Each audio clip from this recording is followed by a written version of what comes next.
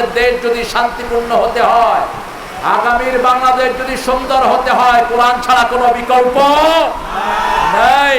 আর কোরআনের পক্ষে যারা আসবে না, তাদের কোনো অস্তিত্ব বাংলাদেশে থাকবে। তারা মারা গেলেও মানুষ তাদের জন্য ইন্না লিল্লাহ পড়বে না, ঠিক না ঠিক? আর কোরআন যারা নিয়ে থাকবে তাদের জন্য হিন্দুরাও বলে আল্লাহ যেন তাকে জান্নাত দেয়, ঠিক না ঠিক? আপনারা দেখেছেন কিছুদিন আগে একটা জানাজায় অজস্র হিন্দু ভাইরা এসেছেন, কাঁদছিলেন আর বলছিলেন যে আল্লাহ যেন ওনাকে জান্নাত দেয়। সাংবাদিকেরা জিজ্ঞেস করছে, বাবা আপনি কি দোয়া করছেন? বলছে উনি যে আমাদের জন্য কত পরিশ্রম করেছেন আমরা জানি আর আল্লাহ জানে, আমরা চাই আল্লাহ তাকে জান্নাত দান করুন। আল্লাহ ওই ভাইদেরকেও কোরআনের হেদায়েত দান করে দেন। আল্লাহ বলছেন এমন একটা কিতাব যেটার ভিতরে কোনো সন্দেহ নাই, যার উপর নাজিল হয়েছে আর তার ব্যাপারে কোনো সন্দেহ। একটু পরে এই দিনের উপরে নাজিল হলো, তার ব্যাপারে আল্লাহ বলছেন وَإِن كُنتُمْ فِي رَيْبٍ مِّمَّا نَزَّلْنَا عَلَى عَبْدِنَا فَأْتُوا بِسُورَةٍ مِّن مِّثْلِهِ وَادْعُوا شُهَدَاءَكُم مِّن دُونِ اللَّهِ إِن كُنتُمْ صَادِقِينَ। যা নাজিল করেছি, যার ব্যাপারে নাজিল করেছি, দুই ব্যাপারে যদি তোমাদের কোনো সন্দেহ থাকে, একটা ছোট্ট সূরা তোমরা বানায় নিয়ে আসো। এই সূরা বানানোর জন্য তোমাদের যত সাক্ষী আছে সবাইকে ডাকো, যদি তোমরা সত্যবাদী হও। কার কথা? জোরে বলেন, কার কথা? যালিকাল কিতাবু লা রাইবা ফি। এটা ওই কিতাব যেই কিতাবটা আমাদের কাছে নাই। আমাদের কাছে যেটা আছে এটা কাগজের কিতাব, কিন্তু আসল কিতাবটা আছে কার কাছে? লৌহে মাহফুজে। আবার প্রত্যেকটি মুমিনের অন্তরকে আল্লাহ লৌহে মাহফুজ বানিয়েছেন। এই অন্তরের ভিতরে আল্লাহ আমাদেরকে কোরআন দিয়েছেন, ঠিক না ভাই ঠিক? আমরা যখন কোরআন পড়ি, কোত্থেকে আসে কোরআনটা? কোরআনটা কোনো এক্সরে মেশিনে ধরা পড়ে না, কোনো এনজিওগ্রামে ধরা পড়ে না, কোনো এনজিও প্লাস্টিকে ধরা পড়ে না, কোনো রকমের পরীক্ষায় ধরা পড়ে না যে এখানে এখানে কোরআন পাওয়া যায়। কিন্তু যখনই হাফেজরা পড়েন এটা ব্রেন থেকে বেরোতে থাকে, সুবহানাল্লাহ বলবেন না?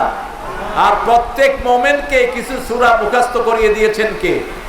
আল্লাহ মুখস্থ করে দিয়েছেন। যালিকাল কিতাব লা রাইবা ফি হুদাল লিল মুত্তাকিন। এটা হলো হেদায়েত।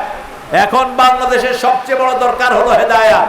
কোন পথে আমরা ইলেকশন করব, কোন পথে যাব, বিভিন্ন রকমের কানা ঘুষাঘুষি চলছে দেশে, ঠিক না ঠিক? এই জন্য এই হেদায়েতের দরকার প্রতি মুহূর্তে। আল্লাহ রাব্বুল আলামিন কোরআনে সবচেয়ে বেশি গুরুত্বপূর্ণ যে বিষয়টা আমাদেরকে শিখিয়েছেন, যেটার জন্য আমরা সবচেয়ে বেশি দোয়া করি, সেটার নাম কি? হেদায়েত। সেটার নাম কি? শুধুমাত্র সূরা বাকারাতে 30 বার আল্লাহ হেদায়েতের কথা বলেছেন। কতবার? 30 বার বলেছেন, হেদায়েত শব্দটি এনেছেন, 30 বার হেদায়েতের কথা বলেছেন। আমরা ওই হেদায়েত চাওয়ার জন্য প্রতিদিন আল্লাহর কাছে দোয়া করি। আমরা সবাই পড়ছি রাব্বানা আতিনা, পড়েন রাব্বানা আতিনা ফিদ দুনিয়া হাসানাতাও ওয়া ফিল আখিরাতি হাসানাতাও ওয়া কিনা আযাবান নার। এটা হলো সব নবীদের দোয়া। কিন্তু আমরা 5 ওয়াক্ত নামাজে একটা চূড়ান্ত দোয়া পড়ি, ইহদিনাস সিরাতাল, ইহদিনাস সিরাতাল। এখন বলেন তো সিরাতুল মুস্তাকিম কাকে বলে? সিরাতুল মুস্তাকিম কাকে বলে? সূরা ইয়াসিন আল্লাহ জবাব দিচ্ছেন, ইয়াসিন ওয়াল কুরআনিল হাকীম ইন্নাকা লামিনাল মুরসালিন আলা সিরাতিন মুস্তাকিম। ইয়াসিন ওয়াল কুরআনিল হাকীম, বিজ্ঞানময় কোরআনের কসম, ইন্নাকা লামিনাল মুরসালিন, আপনি প্রেরিত রাসূলদের একজন, আলা সিরাতিন মুস্তাকিম, আপনার দ্বিতীয় নাম হলো সিরাতাল মুস্তাকিম। এটা কে বলছেন? রাসূলের দ্বিতীয় নাম কি? সিরাতাল মুস্তাকিম। আমাদের দেশে এখন একটা বেয়াদব রাসূলকে নিয়ে আজে বাজে কথা বলছে। কি নাম জানি ছেলেটার? জোরে বলেন। আমরা এই মাহফিল থেকে বলবো এই শয়তান যেন বাংলাদেশে আর ঢুকতে না পারে। তাসলিমা যেমনে বাংলাদেশ থেকে নিগৃহীত হয়েছে, এই শয়তানকেও বাংলাদেশ থেকে চিরতরে বহিষ্কার করা হোক। দাউদ হায়দার কোনোদিন বাংলাদেশে ঢুকতে পারে নাই, ঠিক না ঠিক? ওই বেয়াদবও ঢুকতে পারবে না, কারণ বাংলার জমিন আমরা রাসূলের জন্য ওয়াকফ করে দিয়েছি। রাসূল ছাড়া আমরা কাউকে নেতা মানি না। রাজি আছেন না নাই? হাত তুলে দেখা দাও মুসলমান। হেদায়েতের কান্ডারি যিনারা ছিলেন, সব মানুষের হেদায়েত আল্লাহ পাঠিয়েছেন নবীদের মাধ্যমে। কাদের মাধ্যমে? একটা আয়াতকে 3 বার কোরআনে বলেছেন, ওয়াল্লাযী আরসালা রাসূলাহু বিল হুদা ওয়া দীনিল হক লিইয়ুযহিরাহু আলাদ দীনি কুল্লিহি ওয়ালাউ কারিহাল মুশরিকুন। والذي أرسل رسوله بالهدى ودين الحق ليظهره على الدين كله وكفى بالله شهيدا। আপনারা কি হেদায়েত পেতে চান? কথা বলেন না কেন?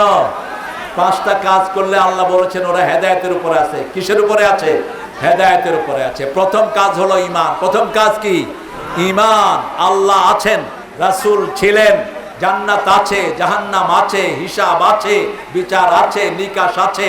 6টা বিষয়ের উপর আমাদেরকে ঈমান আনতে হবে। কয়টা বিষয়? 6টা বিষয়ের উপর, একটাও বাদ দেওয়া যাবে না। কেউ যদি আখিরাতকে বিশ্বাস না করেন আপনি মুমিন হতে পারবেন না। কেউ যদি হিসাবকে বিশ্বাস না করেন মুমিন হতে পারবেন না। এখানে আল্লাহ রাব্বুল আলামিন ঈমানের ব্যাপারে প্রথম কথা বলেছেন গায়েব। এখন আমরা যারা দুনিয়াতে বেঁচে আছি আমাদের সবকিছুই গায়েব। আমি বিস্তারিত যাব না, যেহেতু আপনারা কথা মানেন নাই। রাসূল আসার পরে কোনোদিন বয়ান করেন নাই। বুখারীর হাদিস, কানা ইয়াকরাহুল নাওম ক্বাবলাল ইশা ওয়াল হাদিসা বাদা। রাসূল আসার আগে ঘুমানো অপছন্দ করতেন, আর এশার পরে কথা বলা অপছন্দ করতেন। এই কথা বলা তিনি পছন্দ করতেন না। এটা আহলে হাদিসের বাংলাদেশের সব ইমামদের, যত ইমাম পৃথিবীতে ছিলেন সবাই আহলে হাদিস ছিলেন। ঠিক না বেটি? এই জন্য আহলে হাদিস ছাড়া বাঁচার কোনো উপায় নাই। হাদিস আছে যেখানে আমরা আছি সেখানে। হাদিস হলো কোরআনের ব্যাখ্যা। হাদিস আর কোরআন দুইটাই কার পক্ষ থেকে এসেছে? আল্লাহর পক্ষ থেকে। একটা হলো ডাইরেক্ট ওহী, আর একটা হলো ইনডাইরেক্ট ওহী। মাতলু ওহী গায়রে মাতলু। একটা হলো তেলাওয়াতটাও আল্লাহ দিয়েছেন, আর হাদিসের তেলাওয়াতটা শুধু আল্লাহ দেন নাই, তেলাওয়াতটা রাসূলের জন্য বরাদ্দ করেছেন। কিন্তু হাদিসের যতগুলো কথা সব কার কথা? জোরে বলেন। আল্লাহর হাবিব কখনো মন থেকে কথা বলতেন না। যদি কথা বলতেন আল্লাহ সূরা হাক্কার ভিতরে বলেছেন, আল্লাহু তাকাওয়ালা আলাইনা বা'দাল আকাবিল। হে নবী, আপনি যদি নিজের মন থেকে কোনো কথা বলতেন, লা আখাযনা মিনহু বিল ইয়ামিন, আমি আপনার ডান হাত কেটে ধরে সুম্মা লাকাতানা মিনহুল ওয়াতিন, আপনার কণ্ঠনালী আমি কেটে ফেলে দিতাম। যতগুলো কথা তিনি বলেছেন কার হুকুমে বলেছেন? আল্লাহর হুকুমে বলেছেন। সেজন্য আমরা হেদায়েতের জন্য একজনকে অনুসরণ করব, তিনার নাম হলো মুহাম্মদ সাল্লাল্লাহু আলাইহি ওয়াসাল্লাম। এখন রাসূলের এই সুন্নাহ ধরে আমরা ফেসবুক চালাবো, আমরা ইন্টারনেট চালাবো। আমাদের কোনো ছেলে, আপনারা যারা এখানে এসেছেন, ফেসবুকে যেন কোনো আজে বাজে কমেন্ট আমরা না করি, কারণ এগুলো সদকে জারি হিসেবে থেকে যাবে। আপনি যা লিখছেন তাই থেকে যাচ্ছে। আপনি যা করছেন, টিকটক করছে যে সমস্ত ছেলে মেয়েরা, পিতা মাতারা এদের খবর রাখেন না। আপনার মেয়ে কোথায় যায়, আপনার ছেলে কোথায় যায়, আপনাকে অবশ্যই আল্লাহর আদালতে কিয়ামতের ময়দানে দাঁড়াতে হবে। সূরা ফুসসিলাতের ভিতরে আল্লাহ বলছেন, وقال الذين كفروا ربنا أرنا الذين أضلانا من الجن والإنس نجعلهما تحت أقدامنا ليكونا من الأسفلين। বৃষ্টি আছে নাকি? আপনারা কতক্ষণ থাকবেন আল্লাহ একটু পরীক্ষা করতেছে। হ্যাঁ হ্যাঁ, চলো চলো বসেন। আলহামদুলিল্লাহ, ছেলেদেরকে অনেক চিন্তা ভাবনা করে এত মানুষ হয় না আমাদের এলাকায়। হ্যাঁ, আপনি আসার কারণে এত মানুষ। এটা কোনো মানুষই তো হয়নি। আরে তুমি কি করতেছো না? আমি ওই যে ওখানে আসছি, কোথায় জানি, আরিয়ার ঘাট। ওখানে তো ওই যে মাঠের জায়গা হয়নি। এখানে মানুষ সোনাতলার মানুষ, স্বর্ণ দিয়ে মোড়ানো। আল্লাহ এদেরকে জান্নাতের স্বর্ণ দান করে দিন, বলেন আমিন। তবে দুনিয়াতে থাকতে যদি স্বর্ণ পরেন জান্নাতেরটা ক্যান্সেল হয়ে যাবে। স্বর্ণ শুধু মেয়েরা পরবে, পুরুষেরা কোনো স্বর্ণ পরবে না। অনেকে শ্বশুর বাড়ি থেকে স্বর্ণের আংটি পান, এটা হারাম, বোর হাতে দিয়ে দিবেন। পানি হয়েছে তো হয়তো একটু সরে হ্যাঁ? আর্থিক হওয়ার সম্ভাবনা আছে। আর্থিং হবে না ইনশাআল্লাহ, এখানে আল্লাহর আর্থিং চলতেছে তো। হ্যাঁ, ছেলে পেলে গেছে, টাকা আপনারা কিছু দিবেন মাদ্রাসার জন্য, আর যেটা বাকি থাকবে মোমেন থেকে নেবেন। মোমেন পয়সালা না, গরিব পয়সালা না, গরিব এই লোক গরিব কর্নেল সাহেবের থেকে নেবেন ইনশাআল্লাহ। যাদেরকে অতিথি করেছেন এরা মাদ্রাসার জন্য দিবেন। আর এমনি ছেলেরা যা পাঠিয়েছেন, রাসূলের কাছে হেদায়েত থাকলে রাসূল সাল্লাল্লাহু আলাইহি ওয়াসাল্লাম নিজের চাচা আবু তালেবকে হেদায়েত দিয়ে দিতেন। আল্লাহ বলেছেন ইন্নাকা লা তাহদি মান আহবাব ওয়ালাকিন্নাল্লাহ ইয়াহদি মান ইয়াশা। আপনি যাকে ভালোবাসেন তাকে আপনি হেদায়েত দিতে পারবেন না। কোন পীর সাহেবের কাছে হেদায়েত নাই, কোন নেতা খেতার কাছে হেদায়েত নাই। হেদায়েতের মালিক কে? আল্লাহ। আর চিৎকার করে বলেন আল্লাহ রাব্বুল আলামিন বলছেন সূরা বাকারা 120, ইন্না হুদাল্লাহি হুয়াল হুদা। সব হেদায়েতের একমাত্র মালিক আল্লাহ। আল্লাহ যদি কাউকে হেদায়েত দেয় তিনি হেদায়েত পাবেন, আর যদি না দেয় সূরা কাহফের ভিতরে বলেছেন ফালান তাজিদা লাহু ওয়ালিয়া মুরশিদা। তার জন্য কোনো ওলি নাই, তার জন্য কোনো হেদায়েত দানকারী নাই। একমাত্র হেদায়েতের মালিকানা কার? হেদায়েত পেতে হলে প্রথম আমাদেরকে ঈমান আনতে হবে। ঈমান আনতে রাজি আছেন তো? রাজি আছেন?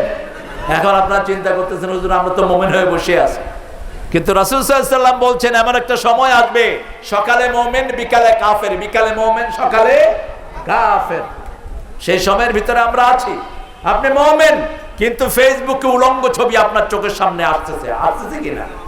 কথা বলেন না কেন?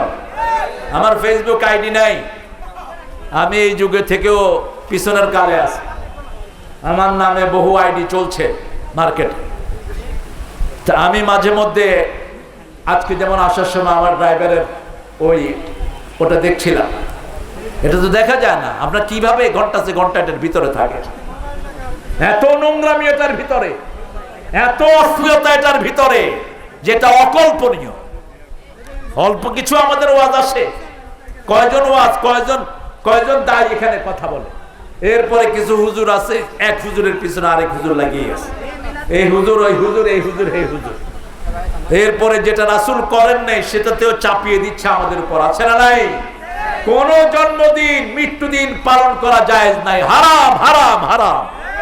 কোন নবী করেন নাই, আপনি কোত্থেকে বানিয়ে নিয়েছেন? রাসূল সাল্লাল্লাহু আলাইহি ওয়াসাল্লাম বেদাতের সংজ্ঞা দিয়েছেন। একটা হলো হেদায়েত আর একটা হলো দলাল। হেদায়েতের উল্টাটা কি? কথা বল না কেন? হেদায়েতের উল্টাটা হলো গোমরাহ, হেদায়েত হলো পথ পাওয়া, আর এটার উল্টাটা হলো গোমরাহ, গাইডেন্স, মিসগাইডেন্স।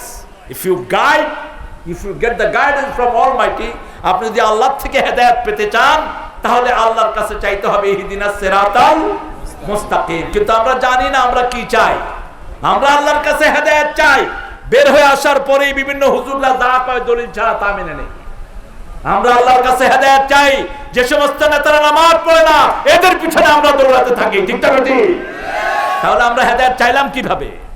এখন হেদায়েতের উল্টা দিকে আল্লাহ যে শব্দ ইউজ করেছেন, ওমাইয়ুদলিল্লাহু ফালা হাদিয়া লাহ। আল্লাহ রাব্বুল আলামিন বলছেন আমি যদি কাউকে গোমরাহ করি তাকে হেদায়েত দেওয়ার কেউ নাই। ওমাইয়ুদলিল ফালান তাজিদ লাহু ওয়ালিয়া মুরশিদা। আর আমি যদি কাউকে গোমরাহ করি তাকে হেদায়েতের মালিক আর কেউ নাই। এজন্য একজনের কাছে হেদায়েত চাইতে হবে। আজকে ওয়াদা করে যাব আমরা আর কোন অস্থির জিনিস চালিয়ে রাতে ঘুমাবো না। রাতে যারা ফেসবুক চালিয়ে ঘুমান এদের ঘুমটায় মুমিনের ঘুম হয় না। রাসূল সাল্লাল্লাহু আলাইহি ওয়াসাল্লাম বলেছেন তোমরা যখন বিছনায় যাবা যাওয়া ইলা ফিরাশি, তোমরা আয়াতুল কুরসি পড়ো, সূরা ইখলাস পড়ো, সূরা নাস পড়ো, ফালাক পড়ো, শরীরের সম্মুখ মুখটা মুছে দাও। মা আয়েশা সিদ্দিকা রাদিয়াল্লাহু আনহা বলতেন আমরা ওই তিনটা সূরা পড়তাম, পড়ে আমি কখনো আমার বরকতি হাতে আমার হাতে আমি ফু দিতাম না। রাসূল সাল্লাল্লাহু আলাইহি ওয়াসাল্লাম যখন ক্লান্ত থাকতেন আমাকে মাঝে মধ্যে বলতেন আয়েশা তুমি পড়ো, অন্যান্য বিবিদেরকে বলতেন তোমরা পড়ো। তিনারা বলতেন আমরা পড়তাম ঠিক, কিন্তু আমাদের হাতে ফু দিতাম না, কারণ রাসূলের চেয়ে বরকতি হাত পৃথিবীতে আর একটাও নেই। আমরা রাসূলের হাতে ফু দিতাম, সেই হাত আমাদের শরীরে মুছে দিতাম। আপনি গার্জিয়ান, আপনি ঘরের মালিক, আপনি আজকে ঘরে ঘরে জাদু, আজকে ঘরে ঘরে কুফরি কালাম, আজকে ঘরে ঘরে ছেলে মেয়ে অশান্তিতে আছে, আজকে ঘরে ঘরে বাপ ছেলেকে, ছেলে বাপকে মানে না, মাকে মানে না, আছে না নাই? কেন হয়েছে এটা? এটা হয়েছে একমাত্র আমরা হেদায়েত থেকে সরে গিয়েছি। আমরা প্রতিদিন সূরা বাকারা যদি পড়তে পারতাম, আমাদের ঘরগুলো জান্নাতের টুকরায় পরিণত হতো। আমাদের ঘরগুলো সব বিপদ থেকে হেফাজত করে দিতেন কে? আপনি পড়ে দেখেন, আপনি সূরা বাকারা পড়বেন, আপনার বাচ্চার অসুখ ভালো হবে। সূরা বাকারা পড়বেন, আপনার পরিবার জাদুমুক্ত হবে। সূরা বাকারা পড়বেন, আপনার দুষ্ট ছেলেটি আল্লাহ রাব্বুল আলামিন তাকে হেদায়েত দান করবেন। আপনি সূরা বাকারা পড়বেন, আপনার মেয়েগুলো গাইডেন্সে চলে আসবে। আপনি সূরা বাকারা পড়বেন, কোন রকমের বাজে জিনিস আপনার পরিবারে যখন আসবে, আপনাকে আল্লাহ টের পাওয়া দিবেন, অমুক জায়গা থেকে তোমার দুশমনি আসতেছে, তুমি সতর্ক হয়ে যাও। কাকে বলবো আজকে? আলেমরাই তো পড়ে না আজকে, শুধু একজন আরেকজনের পিছনে লেগে আছে। এরকম আলেম আমাদের দেশে বেশি না কম? কথা বলেন না কেন? একটা ছেলে সহিহ হাদিস বলতেছে, তাকে পর্যন্ত ক্রিটিসাইজ করা হচ্ছে। সহিহ হাদিস বলতেছে, কোরআন তেলাওয়াত করতেছে, তার নিচেও মন্তব্য লেখা হচ্ছে, আজে বাজে মন্তব্য। আল্লাহ আমাদেরকে এগুলো থেকে হেফাজত করুন। আমরা প্রতিদিন একটা আয়াত করে আমরা ফেসবুকে ডাউনলোড করব। যুবকেরা পারবেন আপনারা? দেখি কে কে পারবেন, হাত তোলেন তো দেখি। একটা আয়াত বাংলা, আপনি বাংলাটা একটা আয়াত। এত অল্প কয়েকজন ফেসবুক ইউজ করেন নাকি? বাংলাদেশে কোন এক মন্ত্রী বলেছিলেন ফেসবুক নাকি ইউজ করে 3 কোটি মানুষ। হ্যাঁ, কত রকমের কথা আমরা শুনি। আল্লাহ আমাদের ভাইদেরকে হেদায়েত দান করুন, বলেন আমিন। আমরা একটা করে আয়াত, একটা করে হাদিস প্রতিদিন ফেসবুকে আমরা ডাউনলোড করব। এবং যে ভাইরা এই কোরআনে অনেকগুলো সাইড আছে, দেখবেন আখেরাতের একটা সাইড আছে, আমি দেখেছি। তারপরে আমার নামে একটা সমর্থক গোষ্ঠী আছে, আমি আর মিজান আর বোধহয় হামজা, নাকি কথা বল না কেন? এই 3 জনের একটা সমর্থক গোষ্ঠী আছে। এরা মাঝে মধ্যে আমাদের খেলাফ কিছু লোকের ওয়াজও দিয়ে দেয়। কোন বেকুব এগুলো কে জানি। ওই দিন দেখি যে এক মিলাদুন্নবী হুজুরের ওয়াজ ঢুকাই দিচ্ছে এনে, তা আমি ওটা ক্রস করে দিছি। আমরা রাসূলকে ভালোবাসি, কিন্তু আমাদের ভালোবাসা কখনো সাহাবীদের চেয়ে বেশি নয়। সাহাবায়ে কেরাম সবচেয়ে বেশি ভালোবাসতেন মুহাম্মদ সাল্লাল্লাহু আলাইহি সাল্লামকে। মা ফাতেমাতুজ জোহরা মৃত্যুর আগে স্বামীকে ডেকে বলছেন, স্বামী আমি যদি মারা যাই, আমাকে রাতের বেলায় জানাজা দিয়ে দিও, কাউকে খবর করো না, বেশি মানুষকে খবর করো না। বেশি মানুষকে খবর করলে কাফনের উপর দিয়ে দেখবে আমার চওড়া কতটুকু, আমি লম্বায় কতটুকু, কতটুকু প্রশস্ততায়, আমাকে রাতের বেলায় তুমি জানাজা দিয়ে কবর দিয়ে দিও। আলী রাদিয়াল্লাহু আনহু চিন্তা করলেন, মা ফাতেমাতুজ জোহরা চলে গেলেন, ওনারা মাত্র 3 জন মানুষ। হাসান হোসেন তখন খুব বড় হয়নি, খুব বেশি শক্তিশালী হয়নি, মোটামুটি ম্যাচুরিটির দিকে। 2 ছেলে আর আলী, তাহলে 3 জন খাটলিয়া ধরবে। আরেকজনের দরকার আছে না নাই?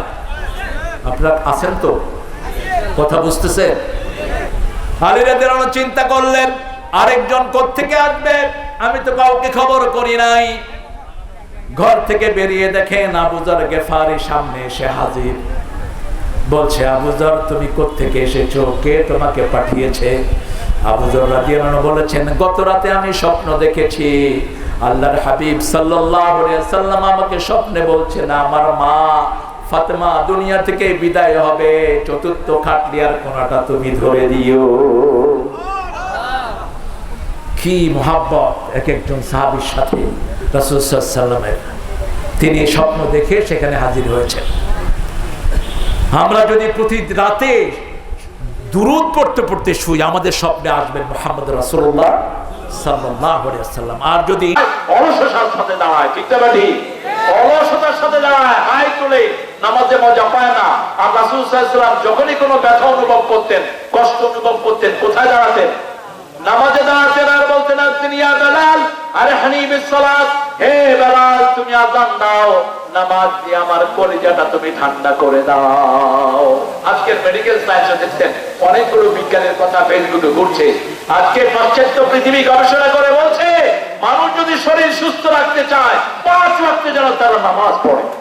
আজকে নামাজের পক্ষে, আখিরাতের পক্ষে বিভিন্ন রকমের আইডিয়া আসছে। আল্লাহ রাব্বুল আলামিন সেই জন্য বলছেন, যালিকাল কিতাব, এটা হলো ওই কিতাব লা রাইবা ফি, যেটার ভিতরে কোনো সন্দেহ নাই। পৃথিবীর সব মানুষের সন্দেহ আছে, সব কিতাবের ভিতরে সন্দেহ আছে, কিন্তু কোরআন ছাড়া, কোরআনের ভিতরে কোনো সন্দেহ নাই। সন্দেহ আগে হয়, সন্দেহ তারপরে হয় ভুল। সন্দেহই নাই, ভুল হবে কোত্থেকে? সন্দেহই তো নাই। এই সন্দেহের বিয়ন্ড ডাউট যেটাকে বলা হয়, আল্লাহ রাব্বুল আলামিন বলেছে এটা হেদায়েত। হেদায়েতের যতগুলো দিক সব আমি এটার ভিতরে দিয়েছি। এই হেদায়েত যারা পেতে চায় তাদের প্রথম কাজ হলো আল্লাযীনা ইউমিনুনা বিল গায়বি ওয়া ইউকিমুনাস সালাতা ওয়া মিম্মা রাযাকনাহুম ইউনফিকুন। তিনটা কাজ একটা আয়াতে। কয়টা কাজ? তিনটা। প্রথম হলো গায়বের প্রতি ঈমান। গায়বের প্রতি ঈমান। গায়বের প্রতি যারা ঈমান রাখে তারা কখনো কোন নাস্তিকের সাথে সম্পর্ক রাখতে পারে না, কোন বেনামাজির সাথে সম্পর্ক রাখতে পারে না। আপনার মেয়েরা ছেলেরা কার সাথে সম্পর্ক রাখে এগুলো খেয়াল রাখবেন। আজকে বেনামাজির সাথে সম্পর্ক রেখে বহু ছেলে জীবন হারাচ্ছে। আপনারা দেখেছেন কিছুদিন আগে পাহাড়ি একটা ঘটনা এসেছে, একটা ছেলেকে রেঁধে খেয়েছে পাহাড়ের কিছু ছেলে। দেখছেন না আপনারা? কথা বল না কেন? কত নোংরা! এটা বন্ধুত্ব? আপনি কাকে বন্ধু বানাচ্ছেন? রাসূল সাল্লাল্লাহু আলাইহি ওয়াসাল্লাম বলেছেন ইলতামিসুল জারা ক্বাবলা শিরা'আদ দার ওয়া রাফিক ক্বাবলা তরিক। রাস্তায় চলার আগে বন্ধুর খবর নাও, বাড়ি কেনার আগে প্রতিবেশীর খবর নাও। আপনি কাকে বন্ধু বানাচ্ছেন? কিয়ামতে আফসোস করবেন, ইয়া লাইতানি লাম তাখালতু ফুলানান খলিলা। আফসোস, আমি যদি এই বেয়াদবকে, এই বেনামাজিকে, এই বিড়িখোরকে বন্ধু না বানাতাম, আমি যদি রাসূলের সাথে বন্ধুত্ব করতাম, রাসূলের অনুসারীদের সাথে বন্ধুত্ব করতাম, কতই না আমার জন্য ভালো হতো। এই জন্য হেদায়েত যাদের কাছে নাই তাদেরকে আমরা বন্ধু বানাবো। ঈমান যাদের কাছে আছে 5 ওয়াক্ত তারা মসজিদে যায়। কোথায় যায়?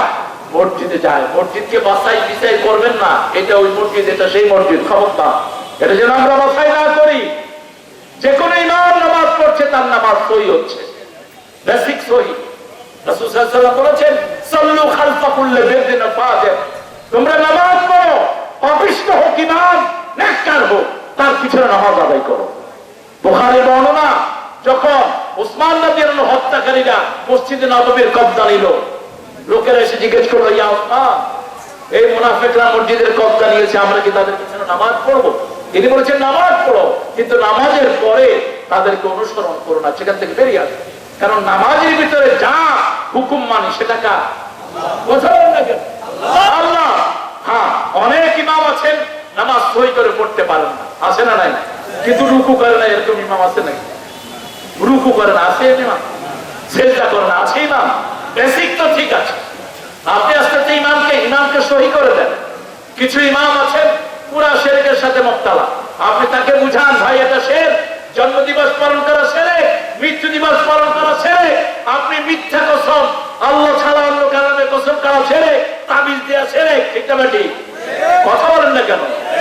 এগুলো আপনি কইলেন না, এগুলো আপনি কইলেন না, কিন্তু এগুলো করার পরেও আপনি তাকে পরামর্শ দিলেন আপনি সালাতের হক আদায় করতে হবে, আপনি মসজিদ থেকে গায়েব থাকতে পারবেন। আমাদের মসজিদগুলোকে আস্তে আস্তে আমাদের ইমাম, আমরা যারা সহিভাবে নামাজ পড়ার চেষ্টা করছি, সহি আকীদা পোষণ করছি, আমাদেরকে মানুষের কাছে যেতে হবে যদি ঈমানকে সুন্দর করতে হয়, ঠিক না ঠিক? প্রত্যেক মানুষকে ঈমানের দাওয়াত দিতে হবে। আপনি তাকে মসজিদে নিয়ে যান, মসজিদ কমিটিকে বুঝান, আপনার দায়িত্ব এটা। আপনি যেহেতু শহীদার সন্তান পেয়েছেন, এখন গলরটা আপনার ভাইকে পরিশুদ্ধ করে দেওয়া আপনার দায়িত্ব, ঠিক না ঠিক? যেমন সাইয়েদনা ইবনে মাসউদ রাদিয়াল্লাহু আনহু সিরিয়ার একটা মসজিদে গিয়েছে। মসজিদে যাওয়ার পরে তারা দেখলেন, তিনি দেখলেন সালাম ফিরানোর পরেই এরা জোরে আল্লাহু আকবার বলতেছে, জোরে তাকবীর করতেছে। আমাদের দেশে এরকম বোধহয় নাই। কথা বল না কেন? আমাদের দেশে মসজিদের ভিতরে লাফালাফি, জিকির টিকির এগুলো আছে না নাই? এই তিনি দেখলেন জিকির করতেছে, তিনি বলেন, এই তোমরা আমাকে চিনো?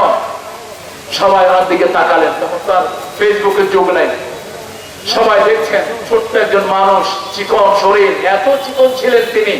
একজন সাহাবী একবার বলে ফেলেন যে ইবনে মাসউদ আপনার পা তো ছাগলের পায়ের মতো। রাসূল সাল্লাল্লাহু আলাইহি ওয়াসাল্লাম শুনে বললেন, এই শোনো সাহাবী, এই ইবনে মাসউদের ছাগলের মতো পা কিয়ামতের ময়দানে উহুদ পাহাড়ের চেয়ে বেশি ভারী হয়ে যাবে পাল্লা। ইবনে মাসউদ রাদিয়াল্লাহু আনহু যিনি তেলাওয়াত করলে রাসূল শুনতেন আর বলতেন, ইবনে মাসউদ তুমি বেশি করে তেলাওয়াত করো, তোমার তেলাওয়াতটা জিবরাইল আমিন আলাইহিস সালামের সাথে মিলে যায়। অনেক বড় একজন সাহাবী রাদিয়াল্লাহু আনহু তিনি দাঁড়ালেন, দাঁড়াই বললেন, এই শোনো, রাসূলের কাফন এখনো পুরানো হয়নি, যেখানে রাসূলের শরীর ধোয়ানো হয়েছে জায়গা তো শুকায়নি, এখনো ইসলামের ভিতরে বেদাত শুরু করেছো কেন? আমাদের দেশে বেদাতকে আবার ভাগও করা হয়েছে, বেদাতে হাসানা, বেদাতে সাইয়্যিদা। আমি ওয়াকের একটা আঞ্চলিক কথা, হাসানাও নাই, সোয়ানাও নাই। বেদাত বেদাতি, কুল্লু বেদাতিন দালালাহ, প্রত্যেক বেদাত হলো গুমরাহি। কার কথা? কার কথা? প্রত্যেক জুমার খুতবাতে রাসূল এই হাদিসটা ছাড়তেন না, শাররুল উমুরি মুহদাসাতুহা, কুল্লু মুহদাসাতিন বিদআহ, কুল্লু বিদআতিন দালালাহ, কুল্লু দালালাতিন ফিন্নার। এই শুনে রাখো, নতুন যে কাজগুলো তোমরা করো, যে রাসূল সাল্লাল্লাহু আলাইহি ওয়াসাল্লাম করেন নাই দিনের ব্যাপারে, এগুলো হলো বিদআত।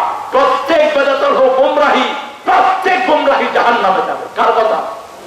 আল্লাহর কথা বলেছেন মুহাম্মদ রাসূলুল্লাহ সাল্লাল্লাহু আলাইহি ওয়াসাল্লাম। তিনি সেখানে প্রতিবাদ করেছেন। আপনি যখনই কোনো কোথাও কোন ইসলাম বিরোধী কাজ দেখবেন, সুন্নাহ বিরোধী কাজ দেখবেন, আপনি মানুষকে বুঝান, আপনি ফায়দা পাবেন।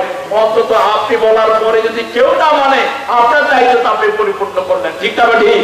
রাসূল সাল্লাল্লাহু আলাইহি ওয়াসাল্লাম বলেছেন, মানুষ যখন সৎ কাজের আদেশ ছেড়ে দিবে, অসৎ কাজের আদেশ, অসৎ কাজের নির্দেশ ছেড়ে দিবে, তখন তাদের দোয়া আর কবুল হবে না, তার কোন মোনাজাত আল্লাহর দরবারে কবুল হবে না।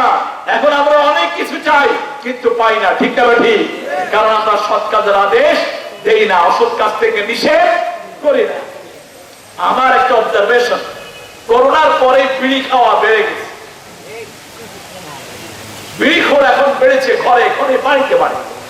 এমনকি ঢাকাতে দেখেছি একটা ইউনিভার্সিটির সামনে ছেলে মেয়ে একসাথে বসে আছে, ছেলে খেয়ে মেয়েকে বিড়ি দিচ্ছে, মেয়ে খেয়ে ছেলেকে দিচ্ছে। আপনাদের বগুড়াতে অবশ্যই এখনো হয়নি, টেনশন নিয়েন না, কলেজগুলোতে গেলে পাবেন, ইউনিভার্সিটি গুলোতে পাবেন। পিতা মাতারা খবর নেন, আপনার ছেলে মেয়ে উচ্চ শিক্ষার নামে কি করছে, কোন বান্ধবীতে জড়িয়ে যাচ্ছে। ঠিক না ঠিক? ছোট্ট ছোট্ট বাচ্চারা পর্যন্ত সিগারেট খাচ্ছে। ওই দিন কোথা থেকে আসতেছি দেখে যে স্কুলের ছেলেরা সিগারেট টানতে টানতে বেরোচ্ছে। দাঁড়ালাম, দাঁড়িয়ে বললাম, বাবারা সিগারেট লুকিয়ে ফেলছে। তো সিগারেট লুকালে তার সিগারেট আর লুকায় না, ধোঁয়া আছে না নাই? তোমার পিছনে ধোঁয়া কিসের, ফালায় দিচ্ছে। বাবা তুমি কোন ক্লাসে পড়ো? বলছে, স্যার আমি 7-এ পড়ি। বাচ্চাদেরকে কোরআনের তলে দেন। এই দেশে এখনো বহু ছেলে আছে স্কুলে যায়, কলেজে যায়, তাহাজ্জুদের নামাজ ছাড়ে না। আছে না নাই? কথা বলেন না কেন? বহু ছেলে আছে স্কুল কলেজে যায়, পিতামাতার চোখের দিকে তাকিয়ে কথা বলে। এদের সাথে পোলাপান ঢুকিয়ে দেন, এদের সাথে মেয়েদেরকে দিয়ে দেন।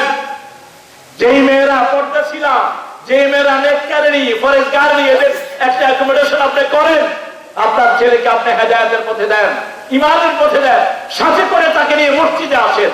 ছেলে কখনো নোংরা হবে না, 5 ওয়াক্ত নামাজে তাকে নিয়ে আসেন। এটা কার হুকুম? আল্লাহর হুকুম। আল্লাহ বলেছেন, ইন্নাস সালাতা তানহা আনিল ফাহশাই ওয়াল মুনকার ওয়া লাযিকরুল্লাহি আকবার। নিশ্চয়ই আল্লাহ রাব্বুল আলামিন সমস্ত অন্যায় গর্হিত কাজ দিয়ে নামাজ থেকে, নামাজে যে যায় সেই সব কাজ থেকে ফিরে থাকে, তাকে আল্লাহ ফিরিয়ে রাখেন। নামাজের চেয়ে বড় জিকির আর একটাও নাই। এখন তো নামাজ তো বুঝি না, সবচেয়ে বড় ব্যাপার সালাত বুঝি না।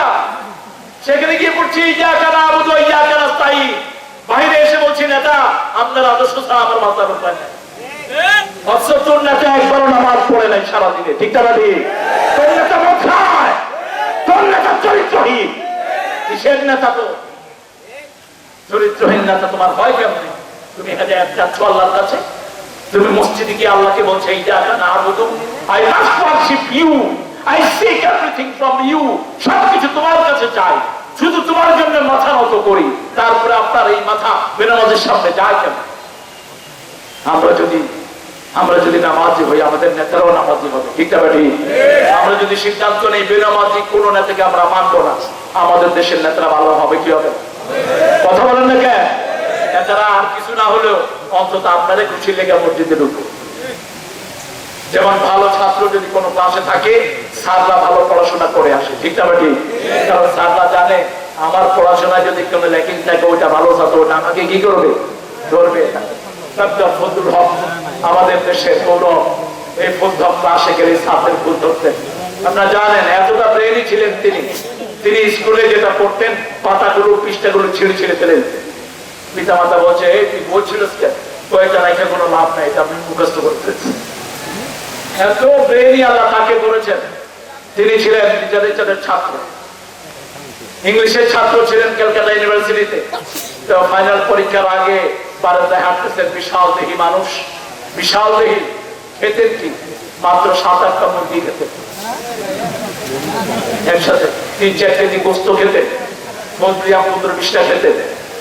এরকম বিশাল শরীর ছিল তিনি যখন ডাউন টেবিলে গেলেন ইংল্যান্ডে যাওয়ার পরে ইংল্যান্ডের লোকেরা দেখছে বিশাল দেহি বাংলাদেশ থেকে এসেছে, বলছে, জিজ্ঞেস করছে all the Bengali people like you, বলছে হে টাইগার অফ বেঙ্গল, এই বাংলার বাঘ, বাংলাদেশের সবাই তোমার মতো নাকি? কয় I am the smallest size of Bengal, আমি বাংলাদেশের ছোট সাইজ। ওরা চিন্তা করলো সর্বনাশ, এইটা যদি ছোট সাইজ বাংলাদেশের অবস্থা। ইস্ট ইন্ডিয়া কোম্পানি বাংলাদেশকে লুট করেছে, আমাদের পুরো ভারতকে লুট করছে, এখনো লুট করছে। এই যে হুবারে যে পয়সাগুলো যায় সব এরা খাচ্ছে। হুবার আছে না ঢাকা শহরে, উবার ঢাকা শহরে আছে, চিরাগ আছে, সব এই উবারের পয়সাগুলো সব এদের কাছে যাচ্ছে। তো সেই জন্য আপনি যদি দিনদার হন, আপনার ছেলেগুলো দিনদার হবে। আপনি যদি দিনদার হন, আপনি মসজিদে যান, বাচ্চাটাকে হাতে নিয়ে যান, সবসময় বাচ্চাদেরকে রাগের স্বরে কথা বলেন না, অ্যাপ্রিসিয়েশন দেন। আপনার মেয়ে একটা সুন্দর ড্রেস পরেছে, আপনি তাকে বলেন you look so beautiful, you look awesome, my mummy, মা তোমাকে খুব সুন্দর লাগছে। মা আয়েশা সে মা ফাতেমা তুজহরা সাজতেন। রাসূল সাল্লাল্লাহু আলাইহি ওয়াসাল্লাম একদিন দেখলেন যে আয়েশা ফাতেমা সাজতেছে, রাসূল পালিয়ে গেলেন। কারণ মেয়েরা যখন কেউ সাজে অন্য কাউকে দেখাতে চায় না, ঠিক না ঠিক? সাজার পরে দেখুন রাসূল আস্তে করে গোপনে পিছনে থাকলেন। যখন সেজে গুজে শেষ হলো, জিজ্ঞেস করলেন মা তুমি সেজেছো? মা ফাতেমা তুজহরা বলছেন আমি বান্ধবীদের কাছে যাবো এই জন্য সেজেছি। রাসূল ছোট্ট একটা কথা বললেন, মা শোনো, দুনিয়ার স্বাদ যদি বেশি হয়, আখিরাতের স্বাদ থেকে আল্লাহ তোমাকে বঞ্চিত করে দিবে। একটা ছোট্ট লেসন মা ফাতেমা তুজহরাকে তিনি দিলেন। বাস সেই থেকে তিনি সতর্ক, আর কখনো বাহিরে যেতে তিনি সাজতেন না। আপনার মেয়েকে আপনি শিক্ষা দিবেন, আপনার ছেলেকে আপনি শিক্ষা দিবেন। ছেলেকে একটু পুরস্কারের কথা ঘোষণা করেন, তুমি 10টা সূরা মুখস্থ করে দাও, তোমাকে আমি এরকম একটা খাওয়া দেবো, কোল্ড ড্রিঙ্কস কিনে দেবো, ঠিক আছে না? কথা বলেন, কোল্ড ড্রিঙ্কস কিনে, এই তো সবগুলো কোল্ড ড্রিঙ্কস শরীরের জন্য হারাম। সবগুলো কোল্ড ড্রিঙ্ক শরীরকে ধ্বংস করে, লিভার ধ্বংস করে, হাড় ধ্বংস করে। বোতলের স্বাদ খাওয়া হারাম, শরীরকে নষ্ট করে দেয়। বোতল ক্যান্সার কন্টেইন করে। আপনি ইউটিউবে এগুলো খবর নেবেন। আপনি ফ্রেশ জিনিস খাওয়াবেন, ডাবের পানি খাওয়ান আপনার ছেলেকে, আখের রস খাওয়ান। আমাদের দেশে আলহামদুলিল্লাহ সব জায়গায় পাওয়া যাচ্ছে। আপনি তাকে ফল কিনে খাওয়ান। ড্রাগন 10টা ঔষধের জন্য শ্রেষ্ঠ উপকারী এখন ড্রাগন, যেটা আমাদের বাংলাদেশে হচ্ছে।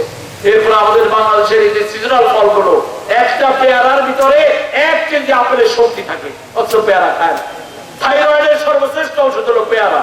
থাইরয়েডের কারণে যারা অসুস্থ হয়ে পড়েন, খান না হতে পারেন না, তারা প্রতিদিন একটা করে পেয়ারা খান। আবার পেয়ারা খাওয়ার সময় পেয়ারার চামড়াটা ছিলে ফেলি। পেয়ারার চামড়ার ভিতরে চেয়ে বেশি ভিটামিন থাকে। পেয়ারার চামড়া, আপেলের চামড়া কখনো ফেলবেন না। একটা আপেল আপনি খাবেন, ডাক্তার থেকে আপনি দূরে থাকবেন। এইভাবে সব নিয়ামত আমাদেরকে দান করেছেন কে?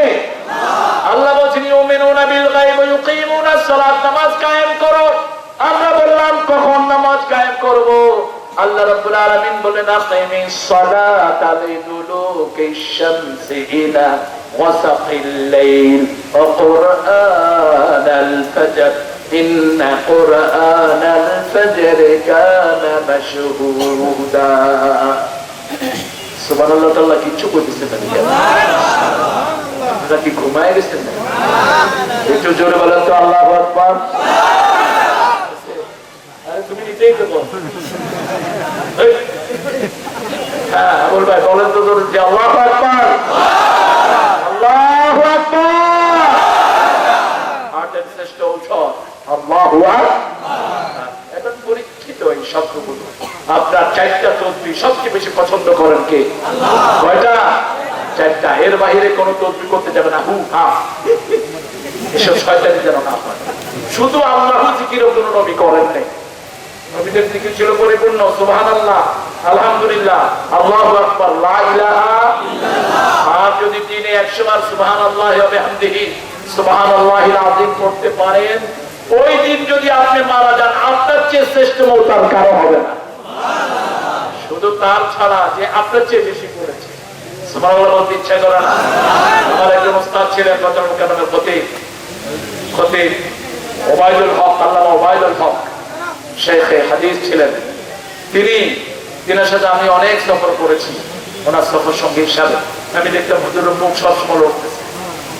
হুজুর আপনি কি পড়েন? বলছি আর কি পড়বো? আমি বলছি সুবহানাল্লাহি ওয়া বিহামদিহি সুবহানাল্লাহিল আযীম। এটা পড়বেন বেশি করে। লা হাওলা পড়বেন 100 বার। কয়শো বার? 100 বার। লা হাওলা আপনি জানেন কানজুম মিন কুনুজিল জান্নাহ। জান্নাতের অনেকগুলো খনি আছে, এর মধ্যে একটা খনির নাম হলো লা হাওলা ওয়ালা কুওয়াতা ইল্লা বিল্লাহিল আলিয়্যিল আযীম। লা হাওলা যারা পড়ে 100টা বিপদ দূর হয়। আরো আসতে পারেন সুবহানাল্লাহ। সবচেয়ে ছোট বিপদ হলো দুশ্চিন্তা। যখন কোনো দুশ্চিন্তা করছেন কি বলবেন? লা হাওলা ওয়ালা কুওয়াতা ইল্লা বিল্লাহিল আলিয়্যিল আযীম। রাসূলুল্লাহ লম্বা করতেন, লা না'বুদু ইল্লা ইয়্যাহু মুখলিসিনা লাহু দ্বীন ওয়ালাউ কারিহাল মুশরিকুন। হিসনুল মুসলিম প্রত্যেকের ঘরে ঘরে নিয়ে নেবেন। কি বললাম? হিসনুল মুসলিম। এটা বাংলাতে হিসনুল মুসলিম। মদিনা ইউনিভার্সিটির ছাত্ররা বের করছে 450 দোয়া, সবগুলো সহিহ রিওয়ায়াত। আলহামদুলিল্লাহ বলে। তাহলে নামাজ 5 ওয়াক্ত কে কে পড়বো না একটু হাত তুলে দেখান তো ভাইয়া। আল্লাহ কবুল করুক আমার ভাইদের। নামাজ পড়লে কি লাভ বলেন তো? নামাজ যারা 5 ওয়াক্ত পড়ে, রাসূল বলেছেন মসজিদে যারা পড়ে ফাস্তাশহাদু বিল ঈমান, এদেরকে ঈমানের সার্টিফিকেট দান করে দাও। একজন লোক 5 ওয়াক্ত নামাজ বুঝে পড়বে আর মুনাফিকি করবে, এমনটা কখনো হতে পারে না। একজন লোক 5 ওয়াক্ত সালাত বুঝে পড়বে আর সিনেমা হলে যাবে, মানুষের হক খাবে, দরিদ্রদের পয়সা খাবে, ভিক্ষুকদের ভাতা খাবে। আপনারা নাই কথা বল না কেন? করোনার চাল পর্যন্ত খায়া ফেলাইছে, এরকম টাকা যাবে সব ঘুরে যাচ্ছে। হ্যাঁ, এরা নামাজ পড়ে না। নামাজ পড়লে ওরা ইয়াকুরুনাল্লাহ ইল্লা কালিলা, আল্লাহ জিকির খুব বেশি একটা পড়ে না। কত তাড়াতাড়ি নামাজ পড়বে, খুব পাক পড়ে। রাসূল কোন সালাতে কোন কিরাত পড়তেন সেগুলো পর্যন্ত হাদিসে বর্ণিত হয়েছে। সবচেয়ে লম্বা সালাত কোন সালাত? জোরে বলেন, আরো জোরে বলেন। কত আয়াত? 40, 60, 80, 120। শুধুমাত্র 3 কারণে ছোট করেছেন ফজরের সালাত। বাচ্চার কান্না ছোট করেছেন, অসুস্থতা ছোট করেছেন, বৃদ্ধ কোন মানুষ এসেছে যুদ্ধের সময় ছোট করেছেন, বাচ্চাকে দেখে নাচপালা গিয়ে ফজর পড়িয়ে দিয়েছেন। তাহলে কেরাম কিছু হলেই প্রশ্ন করতেন, আমরা প্রশ্ন করব, আমরা না বুঝতে প্রশ্ন করব যারা কোরআন জানে তাদেরকে। ঠিক আছে? আমরা 5 ওয়াক্ত পড়বো তো? একটু হাত তুলে দেখান তো কারা কারা। আল্লাহ আপনার হাতগুলো কবুল করুন। আরো চিৎকার করে বলেন আমিন। আমাদের সবাইকে নামাজ কায়েমকারী বানিয়ে দেন, বলেন আমিন। হাতগুলো নামাজ। ইব্রাহিম আলাইহিস সালাম কখনো দোয়া করতেন না ওনার ছেলে ইঞ্জিনিয়ার হোক। কোন নবী আলাইহিস সালাম দোয়া করতেন না ছেলে বড় আলেম হোক, ছেলে বড় পণ্ডিত হোক। সব নবীদের দোয়া, সব নবীদের একটি দোয়া, রব্বি জাআলনি, পড়ে রব্বি জাআলনি মুকিমাস সালাতি ওয়া মিন যুররিয়াতি রাব্বানা ওয়া তাকাব্বাল দুআ। হে আল্লাহ, আমাকে নামাজ কায়েমকারী বানিয়ে দেন, আমার পরিবার পরিজনকে নামাজ কায়েমকারী বানিয়ে দেন। দিনে প্রত্যেক দিন রাতে শোয়ার আগে বাচ্চাদের কাছে খবর নেবেন 5 ওয়াক্ত নামাজ পড়েছে কিনা। প্রাইভেটের খবর নেওয়ার জন্য আল্লাহ বলেন না। আপনি নামাজের খবর নেন, প্রাইভেট এমনি হয়ে যাবে। আপনি সালাতের খবর নেন, এমনি চরিত্র ভালো হবে। ঠিক আছে? ঠিক। একটা ছেলেকে শুধু নামাজমুখী করে দেন, শুধু নামাজমুখী করে দেন। আযান হলো, কোথায় যাবেন? মসজিদে। সালাত। আজকে পাশ্চাত্য পৃথিবীতে মানুষ দিনের দিকে আসতেছে। আপনার খবরগুলো দেখেন, আজকে সারা পৃথিবীতে মানুষ ইসলামের দিকে আসতেছে, ঠিক না ঠিক? আর আমাদের মসজিদগুলো খালি হয়ে যাচ্ছে। আপনি ফজরের সময় মসজিদে যান, তার গীতে একটা বড় প্লেয়ার বলেছে, আমি ফজরে মসজিদে গিয়েছি আযান শোনার পরে, ভূমিকম্প হয়েছে, আমি এসে দেখি আমার কোনো বন্ধু নাই হোটেলে, সব মারা গেছে, আল্লাহ আমাকে ফজরের উসিলায় বাঁচিয়ে রেখেছে। রাসূল সাল্লাল্লাহু আলাইহি ওয়াসাল্লাম বলেন, মান সাল্লা সুবহা ওয়া হুয়া ফি যিম্মাতিল্লাহ, যে ফজরের নামাজ পড়ে আল্লাহ তার দায়িত্ব গ্রহণ করে নেয়। মান সাল্লাল ফারদাইন দাখালাল জান্নাহ, দুই ঠান্ডার নামাজ যে পড়বে সে জান্নাতি হয়ে যায়। লাইয়ুল জান্নাত মান সাল্লাল ফারদাইন, কখনো আগুন তাকে স্পর্শ করবে না যে দুই ঠান্ডার নামাজ আদায় করে। সুবহানাল্লাহ বলেন। এখন নামাজও পড়ে কিন্তু ওজনেও কম, নামাজও পড়ে মদও কথা বলে, নামাজও পড়ে জমির আইলো। কেন? কারণ নামাজে কি করে সে বুঝে না। বড় একজন আল্লামা বলেছিলেন, পরীক্ষায় প্রশ্ন এসেছে সালাত কি কি কারণে নষ্ট হয়। ছেলেদেরকে দিয়েছে টমেটো, খিরা, পেঁয়াজ আগে কাটতে রাখলে সালাত নষ্ট হয়ে যেত।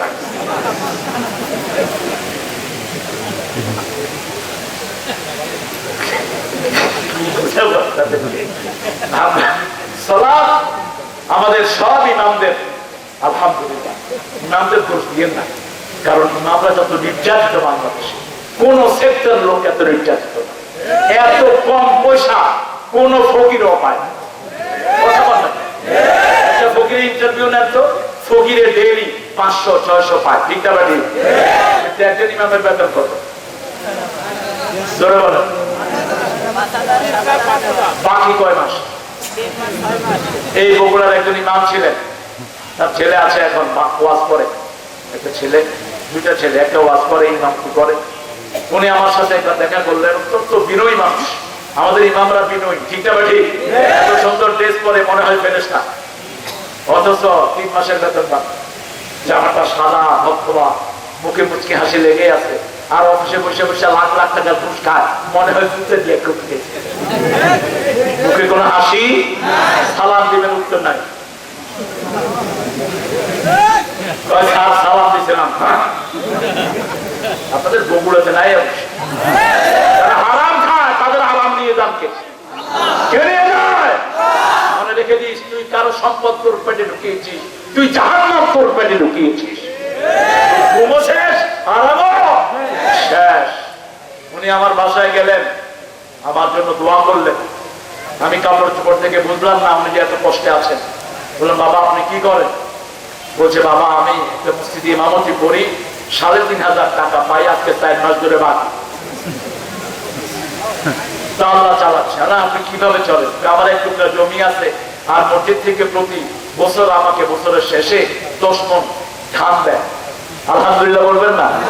আমাদের অধিকাংশ মসজিদ কমিটিতে এরকম একটা অ্যাকোমোডেশন আছে না নাই? মসজিদের আশেপাশে অনেক ভালো লোক আছে না নাই? আছে, এরা আপনাদের দিকে খেয়াল রাখে।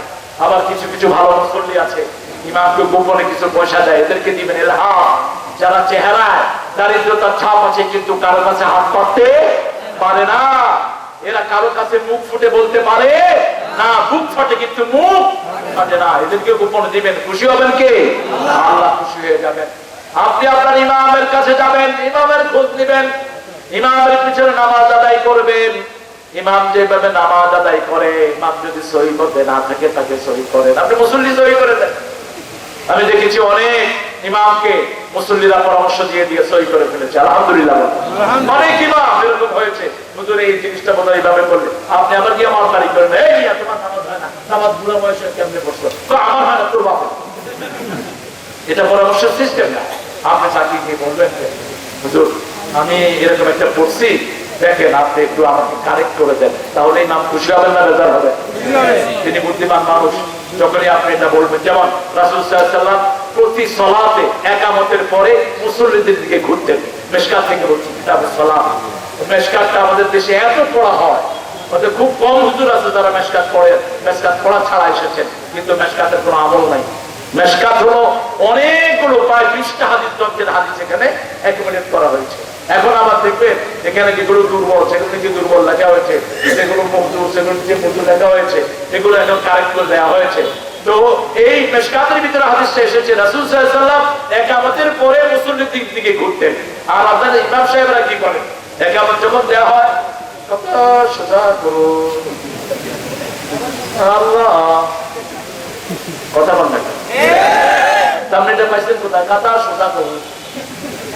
আপনি ফিরেন মুসল্লিদের দিকে, ইস্তাউ ইতাদিলু। ইমাম কখনো নরম হবে না। ইমাম হলো নেতা। মসজিদে ইমাম ছাড়া কোন নেতা হাজার কথা জায়েজ নাই।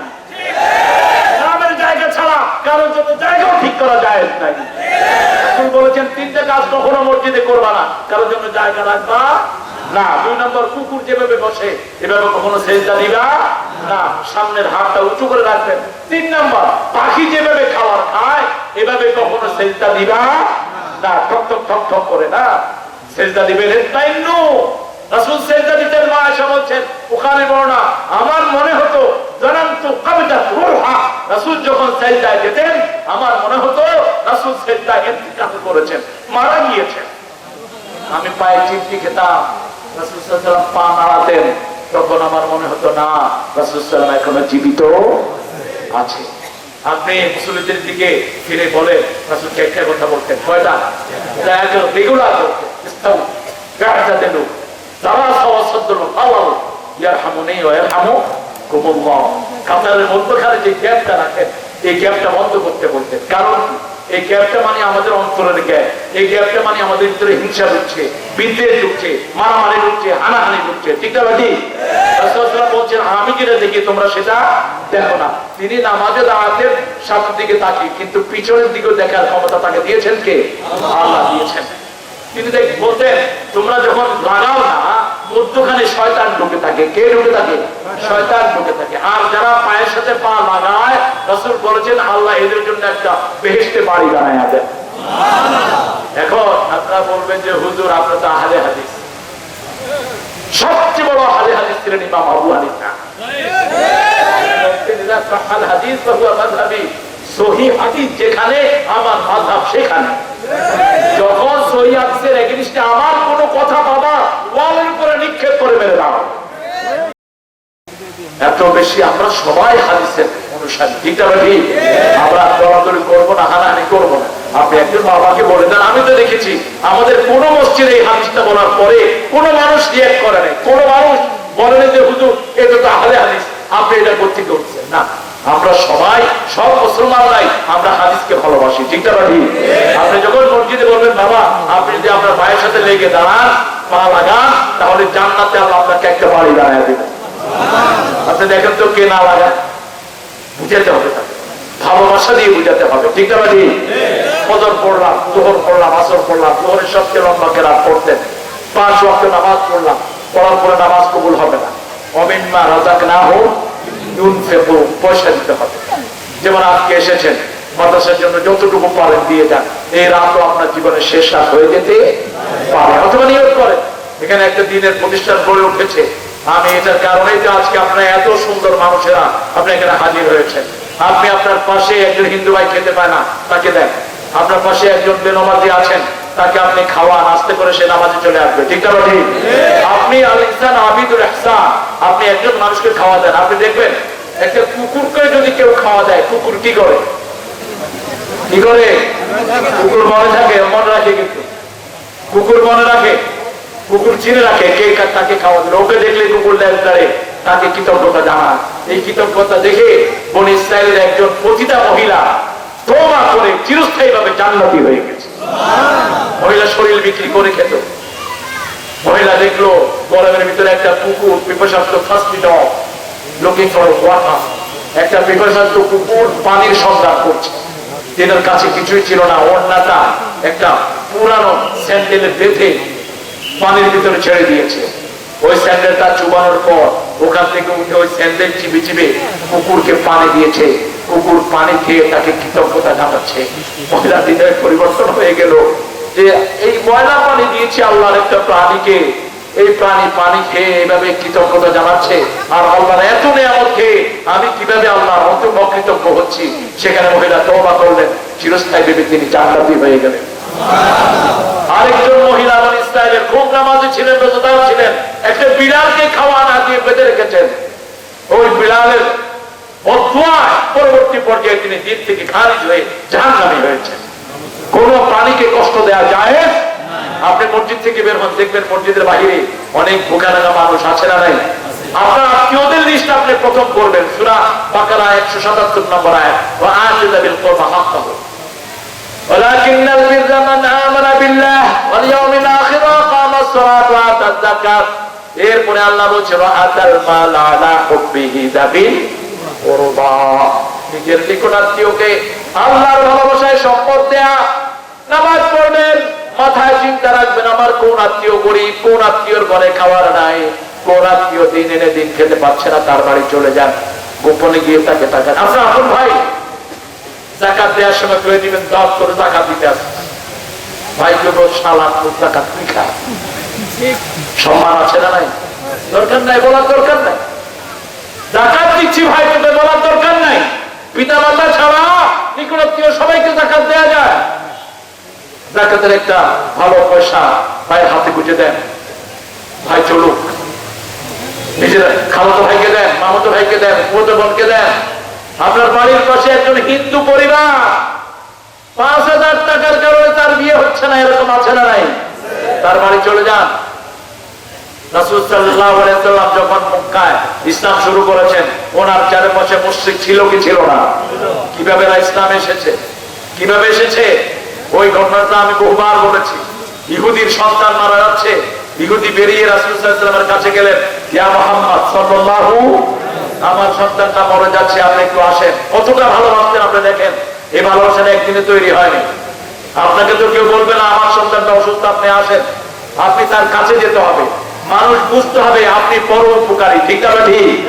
একজন মানুষ আল্লাহর সর্বশ্রেষ্ঠ জীব, হোক তিনি হিন্দু, আপনার প্রতিবেশী তো, আপনার প্রতিবেশী। রাসূল সাল্লাল্লাহু আলাইহি ওয়াসাল্লাম তার কাছে গেলেন, মাথায় হাত রেখে বলেন, আসলে মিয়া বুনাইয়া, হে শিশু তুমি মুসলমান হও। ছেলে বাপের দিকে তাকালো আর বলল, মুহাম্মদ যা বলে তা মেনে নাও। ছেলে পড়ে নিয়েছে লা ইলাহা মুহাম্মাদুর রাসূলুল্লাহ সাল্লাল্লাহু, কালেমাও শেষ, জীবনও শেষ। রাসূল সাল্লাল্লাহু আলাইহি বলেন, একটু আগে জাহান্নামী ছিল, এখন জান্নাতি হয়ে গেছে। লাকিনু মাউতাকুম বিল কালিমা, মুমূর্ষু রোগীর কানে কালেমা পড়ো। বলবেন না তুমি পড়ো, আপনি পড়া শুরু করেন। 3জন 4জন যান, যে কালেমা পড়েন, যদি ওই সময় সে কালেমা পড়ে আর ওই সময় আল্লাহর কাছে যেতে পারে, আল্লাহ তাকে মাফ করে দিতে পারে। যার শেষ কালেমা হবে এই কালেমা, তাকে আল্লাহ মাফ করে দিবেন। এটা শুধু রাসূলের হাদিসে না, এটা হিন্দু শাস্ত্র পর্যন্ত লেখা আছে।